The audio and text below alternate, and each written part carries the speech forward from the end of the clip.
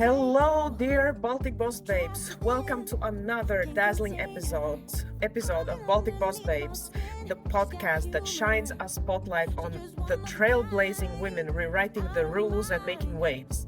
Today, we have the absolute honor of diving into the story of Oleksandra Matviichuk, a powerhouse human rights activist and a true force of nature. With a mission to bring justice and equality to the forefront, Oleksandra's tireless work in Ukraine and beyond has captured the world's attention. Get ready to be inspired as we uncover her extraordinary journey and the spark she brings to the global fight for human rights. Hi, Oleksandra. It's such a pleasure and honor to have you with us here today. Thank you for the invitation. Let's warm up a little bit with the first question that I have prepared for you today. Tell us a little bit about yourself. What's your journey from the little Oleksandra that was growing up in Ukraine, dreaming about something, to the woman that you have become today? Like, give us a little bit of a taste. Who is Oleksandra today? I'm a human rights lawyer, which means that I'm applying the law to defend people and human dignity for many years. And being a small kid in a school, I got acquaintance with Soviet dissidents. And suddenly I appeared in the circle of fantastic people. People who say what they think and do what they say. People who were brave to stood up their voice against the entire Soviet totalitarian machine. They were repressed, part of people were jailed, part of them were killed, part of them were subjected to forcible psychological treatment. All their careers were ruined, families were separated, but they didn't give up. So being a small child, I was so inspired by this example that I decided to myself to study law and to continue this fight for freedom and for human dignity. Oh, that's amazing. Maybe you have some events or pivotal happenings that you have gone through that actually changed the direction of your road from little girl to where you are today, or it was just a straight train from this inspiration at being a little kid to today? When I was a student, I had a vision that I will combine. I will make a successful judicial career and parallel do something good for community. And I'm from a poor family, and that's why I started to work very early. Probably if I would born in Switzerland, I will combine, but I was born in Ukraine. And that is while I was working in a bank sphere, was a time when former President Yanukovych obtained the power, started to build a centralized vertical. The president of Association of Ukrainian Banks publicly criticized the action of president. And next day, the tax police came to Association of Ukrainian Banks and provide a legal fine for millions and millions of hryvnias. And this was the last drop for me. I understood that I can't combine. I have to concentrate on a human defense. I have never regret that I make such a choice.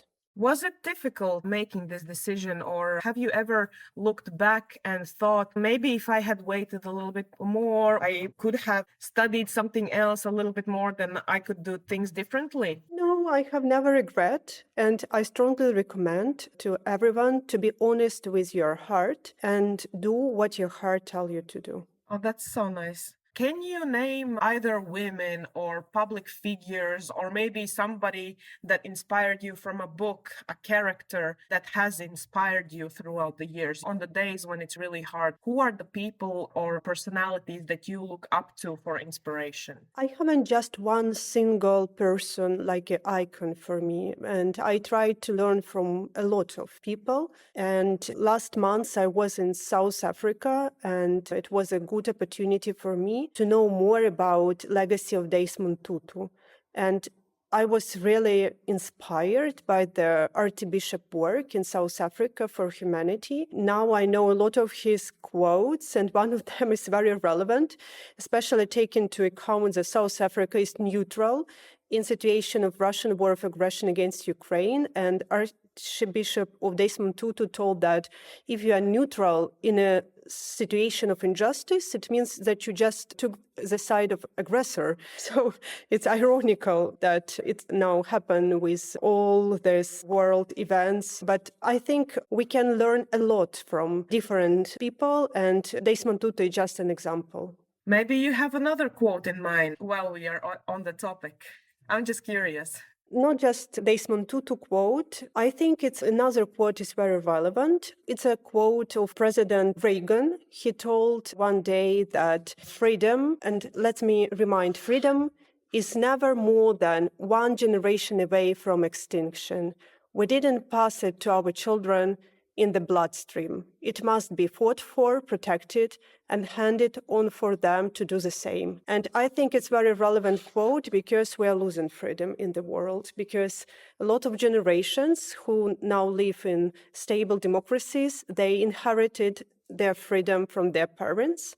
They have never fought for this freedom. They became consumers of democracy, and they start to take human rights for granted, and they perceive freedom as a possibility to make a choice between different cheeses in supermarket. But the truth is that freedom is very fragile, and we make our choice every day, and that's why this quote is especially relevant. I absolutely agree with you. Like, there are a couple of things that we are taking for granted in this world, and I think that freedom is one of them. Me coming from Baltic countries as well, we also are present in this situation. Somehow we can't really escape from the fact that, there's full-on war going on in Ukraine, and Russia is basically on our doorstep as well every single day, right? So there are people who have forgotten how it was to fight for their freedom not so long ago, barely 100 years ago, right? So yeah, I mean, this is definitely one of the powerful things to think about. But I don't really mean it in a warfare sense, like freedom in any sense for that matter. So yeah, definitely that is something to think about for all of us.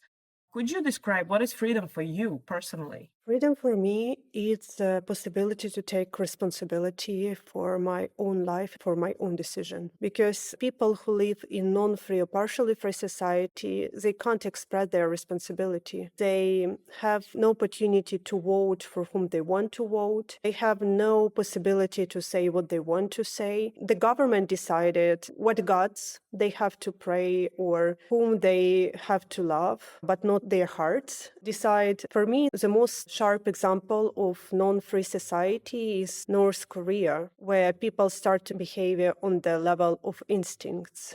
Right. I have to acknowledge the fact that you are a woman in a really, how to put it delicately, fragile situation with all the things that are going on in Ukraine right now and in the world. Have you ever encountered places or people or situations when you have felt discriminated, not taken for granted or serious enough? This is one of the topics that we love to kind of pick on here at Baltic Boss Babes, because we want females and ladies to feel comfortable expressing themselves no matter the surrounding consequences. So I'm curious if you have ever felt that way, and what did you do about it? I felt in such a way several times, and I must say that situation in Ukraine with gender equality is improving, because 10 years ago, we stood up our voice against the Russian corrupt authoritarian government, and millions of people went to the streets and they peacefully demonstrated just for a chance to build the country where the rights of everybody are protected. Government is accountable, judiciary is independent, and police do not beat students who are peacefully demonstrating. And this was a time which we called revolution of dignity, and we won. The authoritarian regime collapsed, and our former president escaped to Russia. And Russia invaded Ukraine in response when the ideas of freedom came closer to Russian borders. And since this time, for these 10 years, we have a very rapid change in all fields, and women obtained more and more power in society. And this is the right track. We still have a lot of problems, but we are on the right track. And that's why I think this Russian war of aggression against Ukraine also has very visible gender perspective. This is not just a war between two states. This is a war between two systems. Because I know a lot of Ukrainian women in different fields of Ukrainian society. Women joined Ukraine armed forces. Women coordinate civil initiatives. Women take important political decisions. Women document war crimes. Women in the far front of this battle for freedom and democracy, because bravery has no gender. But in Russia and all other authoritarian countries, women performs only assign role for her in family and society. And this is a basis for authoritarian regime, because established relationship between people and society always reflect a society idea what government can do towards its own people. And in this way, private became political. And that's why in Norway, men and women have equal rights. In Afghanistan, women are prohibited to study at university, to speak in front of men. And in Russia, even domestic violence was decriminalized because, once again, it's just a projection of what government did towards its own people. And that's why in this war between two systems, authoritarianism and democracy, we, Ukrainian women, we are fighting for our daughters. We want our daughters will never face a situation that they have to prove to someone that they are also a human beings.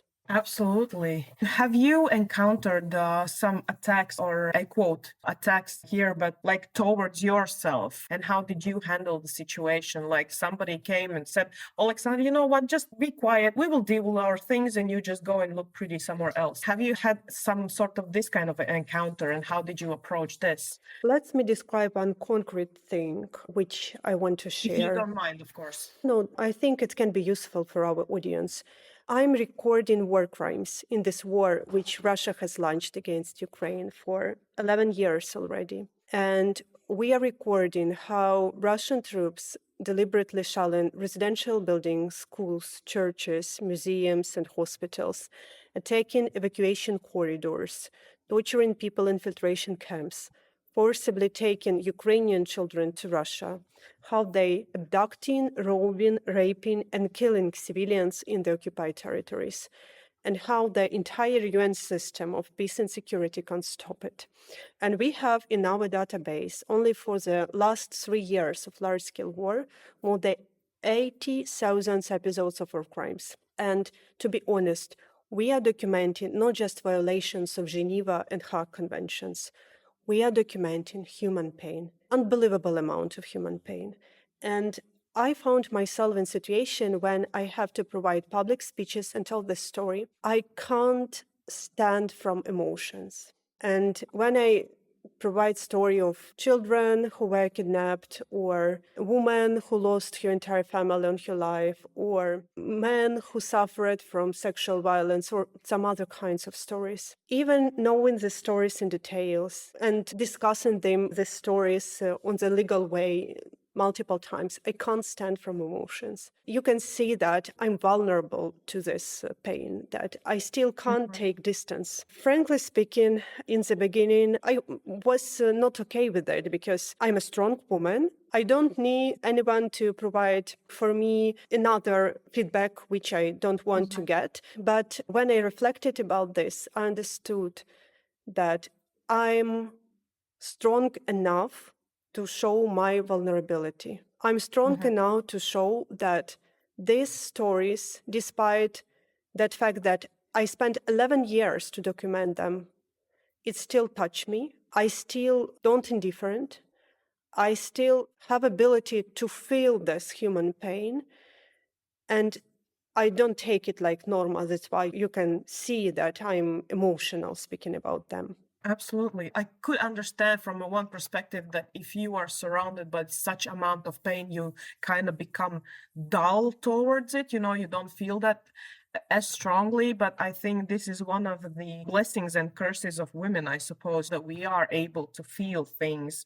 And I think that if we are empowering ourselves and taking this as a strong side of ourselves that we can actually feel, it makes us so much more powerful, and we can bring this message in such a more relevant way to the public, because that's what they are resonating with, right? So I can't really imagine a guy, no offense, guys, you know, you do your own thing as well, really great, but a guy coming and just listing all of the 86,000 cases there and with a plain face and just, yeah, so happening number one, this and this happened there, that's why, blah, blah, blah, blah, blah, and then it's done, and then the next one, and the next one. So yeah, it's a little bit different when a woman actually is bringing this forward, and I think that it takes enormous amount of courage and strength internally to actually bring this forward. We are bowing before you in respect because of this, because you are actually able to bring this forward and still keep like a human touch to this, not become robotic, because it's only logical that people might not want to be in this amount of pain all the time. And there is a very widespread stereotype that because women are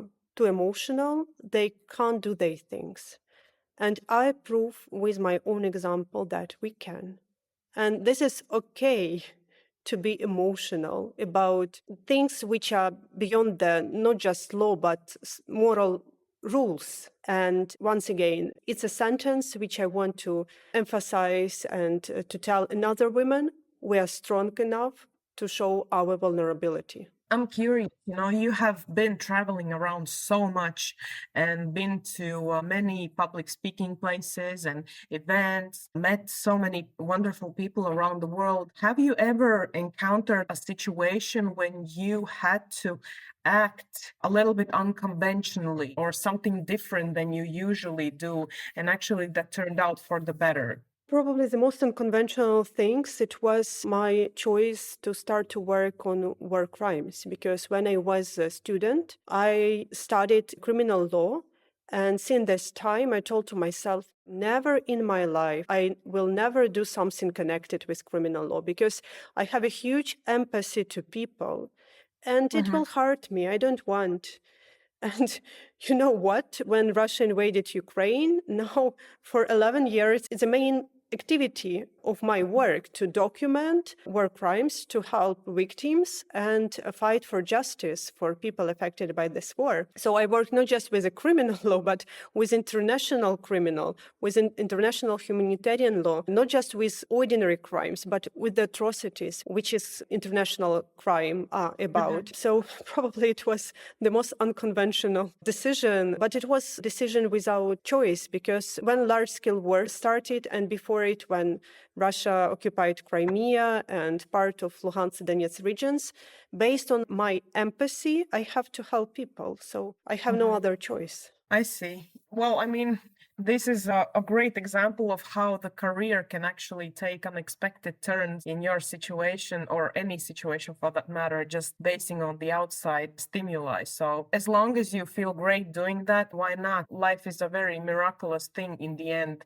and you can never actually know where you're going to end up. Another thing that I am curious about as well, you have such a tough schedule, and guys, for the record, it was pretty interesting scheduling time with Oleksandra as well to actually fit in this interview. Yeah, the thing that I'm curious about is, how do you keep up on top of your schedule? You have so many travel plans and meetings and everything, and how do you keep yourself fresh and active to be able to perform best the next day, day after that? Like, do you have some routines or something that you do to keep yourself motivated? I don't need additional motivation, frankly speaking. I'm such a type of person who motivated by injustice, and I really want to change situation for better and to help people, and this is a very huge motivation. And for sure, I have no simple answer how to go smoothly from all these fires which emerge now in the world, especially taking into account that we people in Ukraine are going through large-scale war, and war probably is the most horrible things which can happen in human life. But I can share also another example, how I work and try to manage during the Revolution of Dignity. Because that time I was a coordinator of civil initiative Euromaidan SOS. And we brought up thousands of people to provide legal and other assistance to persecuted protesters. And we worked 24 hours per day. And every day, hundreds and hundreds of people who were beaten, tortured, arrested, accused in fabricated criminal cases passed through our care, because this pro-Russian, authoritarian and corrupt government started a large-scale persecution of peaceful protest. And it was a time when we faced against the entire state machine, when paramilitary groups cooperated with police and with prosecutors, when prosecutors cooperated with courts, when former president, former government, security service, majority of parliament were against people. They want to liquidate peaceful protests, even physically. And it was a time when the law doesn't work. It was very easy to say, but what we can do in such regard? There is no motivation because these bodies who were designed to protect human rights started to work against people. But because our lawyers and our volunteers, they fought very honestly for every person, for every procedures measures, we suddenly started to work not just on legal, but on symbolical level, on level where ideas and senses were merged. And the main idea which my initiative provided for the Euromaidan movement was the following, that there is no guarantee in our life. You can be arrested, you can be beaten, you can even be killed, but there are people who will fight for you, who will never leave you alone, who will do their best to release you, and who will help your families. And this understanding that you are not alone, that Euromaidan SOS volunteers will fight for you, this understanding provides people a courage to overcome a fear and to continue struggle, because it was very difficult times when your own government tried to kill you. So I think that this is a good explanation that sometimes there is no motivation at all. You just have to do the right things. This borders already on almost religious level, if I might say it so. I get such a strong sense of belief from you right now. I'm not really crying, but I could because this is such an emotional story that you are telling right now, because I could totally understand people who are not even thinking about themselves at this point. It goes beyond. To put into perspective, we are thinking about businesses being run in Western Europe and America and China, wherever, right? And there are people who are struggling with which pair of shoes to wear because they are not matching my Prada bag. And then, you have this perspective of people who are actually fighting for the others so that they would survive. And it puts everything in such an amazing perspective so that we can sit back and think, is this crisis that I'm having right now the worst thing ever that could happen? And then we are hearing stories like yours, and then it's like, yeah, there are things that could happen a lot worse. And here you are not complaining, you are actually just going and doing things on pure faith and believe that I have to do this because, nobody else is going to. So this is actually one of the most incredible things that a human can do for another human being. The fact that you are doing this within one nation, that's amazing. So yeah, definitely I can get behind this example of yours for sure. Maybe you have some other thing you wanted to say about this, or we can skip to a little bit different question as well. Probably I will use this opportunity to share my personal experience, which probably can be useful because we live in a time of turbulence. And this international system, which is based on UN Charter and international law, is collapsing before our eyes. The work of Security Council is paralyzed. Looking what's going on in the world, it's very easy to predict that such fires like wars will emerge more and more often in different parts of the globe because the international wiring is faulty and sparks are everywhere. And because people in stable democracies, they for long time live in illusions that they have safety and security. Unfortunately, they haven't safety and security at all. And I think that we just in the beginning of the global turbulence, and that's why probably our experience also can be useful. The experience that when you are in a situation when the law doesn't work and your myth of civilization is crushed, because what war is about? The war is ruined your understanding of civilization, because yesterday you can't even imagine that people can enter your house, kill the owner, and rape the wife on the eye, and then your 9-year-old child. You can't even imagine that it's possible because we live in a civilized world. And when the war is coming, you understood that it was a myth of civilization and it's ruined in 1 second. So when you can't rely on the legal instruments, you can still rely on people.